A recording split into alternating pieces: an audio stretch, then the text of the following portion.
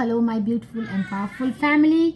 और मेरे पास कमेंट आया है कि शेयर योर एक्सपीरियंस। तो मैं बता दूं कि इन सारे एक्सपीरियंसेस को, इन सारी टीचिंग्स को मैंने खुद अपनी लाइफ में अप्लाई किया है एंड इसके ट्रेमेंडस रिजल्ट्स मुझे मिले हैं। तभी मैं ये टीचिंग्स आप तक पहुंचा रही हूं ताकि ये टीचिंग्स लोगों तक, जन जन तक पहुंचे। सो मेरे चैनल को ज़्यादा से ज़्यादा सब्सक्राइब करें, शेयर करें, क्योंकि ये बहुत इंपॉर्टेंट टीचिंग्स हैं। और आज की स्टोरी है कैंडेस, जो कि एक रिलेशनशिप में रहती है और 1 साल भी नहीं होता है कि फिर उसमें वो रिलेशनशिप धीरे धीरे उसमें वही फाइटिंग और volatile accusations and mistrust etcetera वही सब जो होते हैं वो होने लगे। लड़ाई झगड़े, विक्टिमाइजेशन, अनवर्दीनेस, उसे फीलिंग्स आने लगी। और अब ये होने लगा कि Candace couldn't escape the emotional attachment to this unhealthy relationship. जब एक अनहेल्दी रिलेशनशिप में कोई भी इंसान फंसता है तो फिर वही एंगर आता है, फ्रस्ट्रेशन आता है, और ये सारी चीज़ें आपकी एक पर्सनल रियलिटी, आपकी पर्सनालिटी बन जाती है। यानी कि इस रिलेशनशिप का जो आउटकम है वो आपकी पर्सनालिटी पर दिखने लगता है। वो एक एंग्री, उसके बाद इंसान फ्रस्ट्रेट होता है, फ्रस्ट्रेशन के बाद गिव अप करने की सिचुएशन आ जाती है एंड ये ऐसा लगता है कि चलो अब अभी ये नहीं पहना, ये पहना। नहीं, अभी ठीक है, वो अभी बिल्कुल ठीक है बेटा, बाद में नहीं, बस पहना देना है। अच्छा, थोड़ी देर बाद, अभी थोड़ी देर, 5 मिनट्स। और उसके बाद ये होता है कि वो उसे बहुत need of her need to feel anger, frustration, insecurity, unworthiness, fear, victimization उसके अंदर आ जाता है, जो कि उस रिलेशनशिप से एसोसिएटेड रहता है। एंड देन उसे समझ आता है कि क्या इस रिश्ते को छोड़ देना चाहिए। उसके बाद धीरे धीरे अब ये स्ट्रेसफुल सिचुएशंस उसकी बॉडी पर उसके लक्षण दिखने लगे, यानी बाल झड़ने लगे और वो वीक फील करने लगी। एंड क्वाइट अब उसे समझ में आने लगा कि ये चीज़ें मुझे डिस्ट्रॉय कर रही हैं फिजिकली एंड मेंटली। एंड उसे जब वो डॉक्टर को दिखाने के लिए एक बार जाती है तो उसे पता चलता है कि उसे हाशिमोतो डिजीज़ उसे डिटेक्ट होता है। यानी वो ऐसी डिजीज़ जिसे ऑटो इम्यून डिजीज़ कहते हैं। उसमें आपका अपना इम्यून सिस्टम आपके अगेंस्ट काम करने लगता है, जिसमें कि auto immune system attacks thyroid gland यहाँ पे होता है। और इसमें और हाशिमोतो डिजीज में marked by hypothyroidism and bouts of hyperthyroidism, यानी कभी घटना कभी बढ़ना। हाँ जाओ। और उसके बाद वही हो जाता है कि heat and cold, flushes and numbness and migraine, constipation etcetera, जो बहुत सारे वेट गेन एट्सेट्रा, ये सारी चीज़ें हो जाती हैं। तब उसे समझ में आता है कि what the trade-off, stay in dysfunction, propel myself deeper into darkness or choose freedom and possibility. This is my chance for a new and different life. And तब वो सेल्फ रियलाइजेशन करती है कि क्या मुझे इस रिलेशनशिप से अगर आप गिव अप कर लेते हैं तो एक नेगेटिव फीलिंग आएगी, फेलियर की फीलिंग आती है, उसके बाद भी इंसान डिप्रेशन में चला जाता है। तो क्या मुझे चूज़ करना चाहिए या मैं एक हैप्पी लाइफ को चूज़ करूं? दोनों चॉइसेस हैं। यहाँ पर एक बात सामने आती है कि she asked her self, this is my chance for a new and different life. Candace adversity became genesis for her personal evolution, self reflection, self and expansion. तब उसे समझ में, जब ये असेस करती है तब उसे समझ में आता है कि नहीं, मैं इससे बाहर निकल सकती हूँ, इससे ग्रो कर सकती, इवॉल्व कर सकती हूँ, एक नया सेल्फ बना सकती। She found herself standing on the edge of cliff. यहाँ पर मैं हूँ जहाँ से मैं एक नई जिसे कहते हैं नए सेल्फ को बनाने के लिए जंप कर सकती हूँ, जिसे क्वांटम शिफ्ट कह सकते हैं। और उसने स्टेप लेना शुरू कर दिया, क्योंकि यहाँ पर एक बात इसमें लिखी है कि उसने डिसाइड किया कि सिचुएशन के लिए मैं जिम्मेदार हूँ और मैं जिम्मेदारी लेती हूँ इससे बाहर निकलने की, एक खुद को एक अच्छी ज़िंदगी बनाने की। और उसके बाद वो शुरुआत होती है, वो वर्कशॉप में आती है। उसके बाद उसने डिसाइड किया, पहले दिन तो उसे नींद आने लगी, उसे वीक फील होने लगा, जो कि बहुत कॉमन है लंबे टाइम तक। जब आप स्ट्रेस और एंगर की सिचुएशन में रहते हैं तो फिर बॉडी पे उस पे लक्षण दिखने लगते हैं, तो एक वीकनेस की सिचुएशन आ जाती है। Only then couldn't she experience the necessary exchange in energy that she needed to rewrite subconscious program. Exactly that began to happen. And she looked exhausted and kept falling. उसे exhausted feel होने लगा. And तब उसे समझ में आया कि नहीं, मैं इससे बाहर भी निकल सकती हूँ. So she fought to regain her life. अब उसने एक जंग लड़नी शुरू की एक नई ज़िंदगी बनाने के लिए, और अल्टीमेटली वो उसमें कामयाब होती है. कैसे कामयाब होती है? As though she were training and undisciplined animal.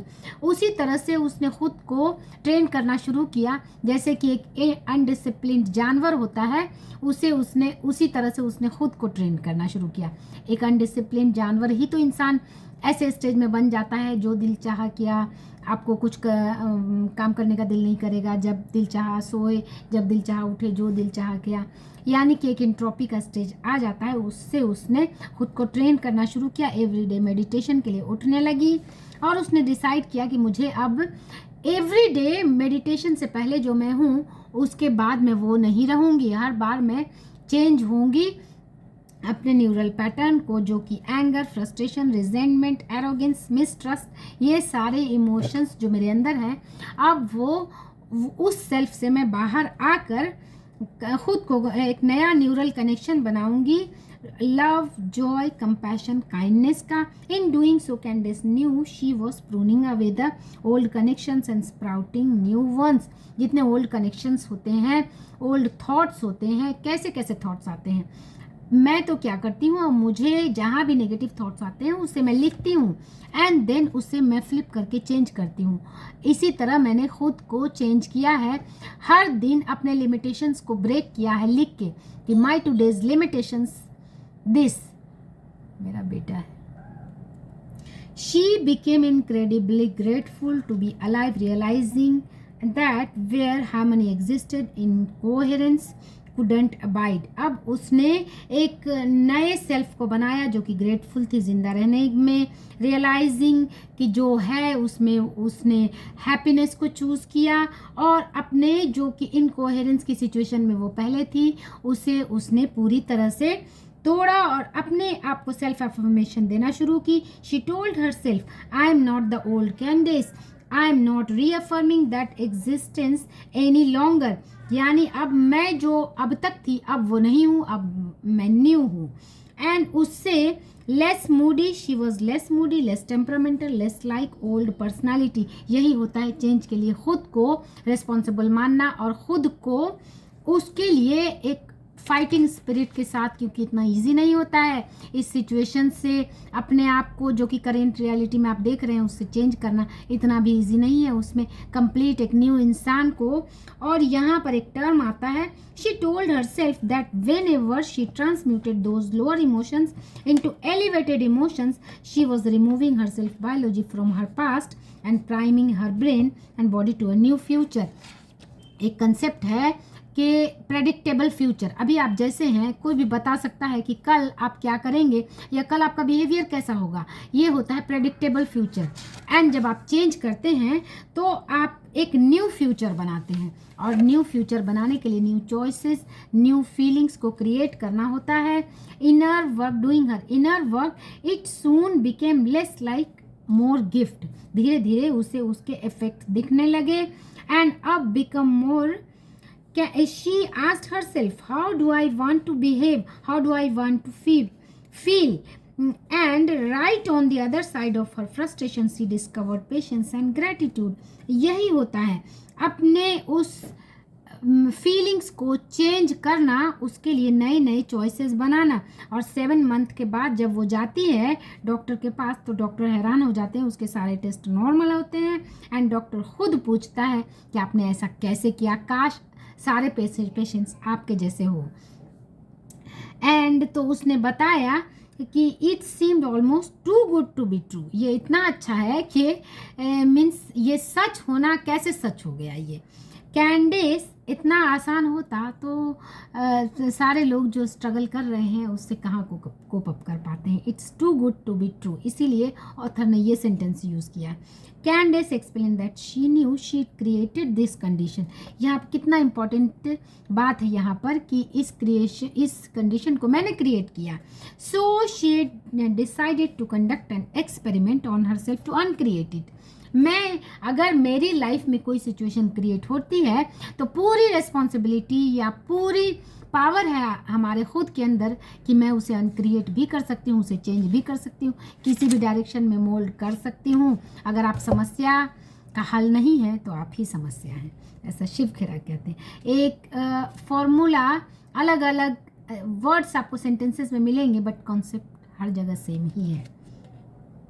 Healing, कैंडिस doesn't really know how her healing happened. उसे खुद समझ में नहीं आया, जस्ट ये कि उसने उस एम्पलीट्यूड को चेंज किया। वो जो एक सैडनेस वाली, एंगर, फ्रस्ट्रेशन वाली एम्पलीट्यूड होती है, एक सर्टेन फ्रीक्वेंसी पर आप वाइब्रेट करते रहते हैं, उस फ्रीक्वेंसी को उसने चेंज किया। जैसे कि एक दुखी इंसान, एक बीमार इंसान के जो बिहेवियर हैं और एक हेल्दी इंसान के जो बिहेवियर हैं, अगर आप उसे चेंज कर लेंगे तो आप भी उस तरह से बन जाएंगे। ये बहुत कॉमन है, लेकिन इसे करना डिफ़िकल्ट हो जाता है। लोग अपनी ही पर्सनालिटी में thinking and feeling and thinking के लूप में फंसे रहते हैं।